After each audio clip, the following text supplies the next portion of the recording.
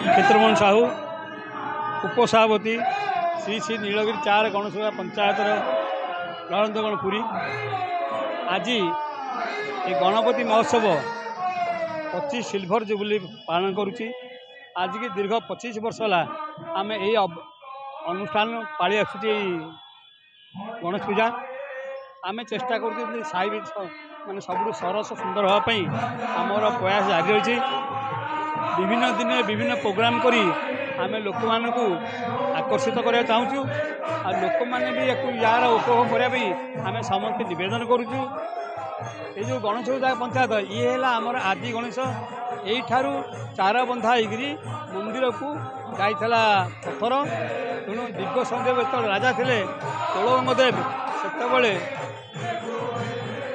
मंदिर तैयारी समय बहुत बाधा विघ्न उपजिला जो थे कि राजा बहुत चिंता करी एठी गणेश को स्थापना करी यू चारा बांधी जाते मंदिर पत्थर काम से दिन आज पर्यटन मंदिर सह ये मंदिर जड़ित श्री मंदिर सह ये जड़ित थी आम या बहु पालन कर आम चेष्टा करूँ समस्त मंगल हो जनसाधारण मंगल हो साईर मंगल हो प्रभु समस्त मंगल करूँ एमती कहार असुविधा न हुए प्रभु समस्त मंगल करूँ।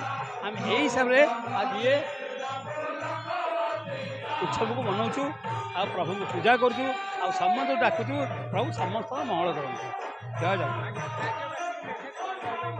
राज्य से कहबू जे भगवान समस्त मंगल करूँ समस्त सुख रुहतु माने जिते बाधा विघ्न आसले भी जमी प्रभु समस्त मंगल करूँ।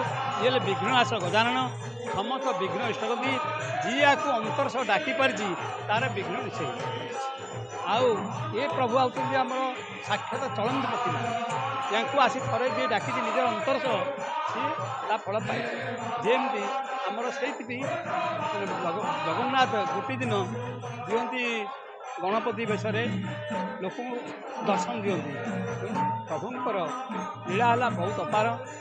ये सब प्रथम ये माने पूज्य देवता तेणु आम समस्त प्रार्थना करूँ समस्त प्रभु डाकिक जीवन निरामय ग्रहण करने को आम अनुरोध करूँ। जय जगन्नाथ।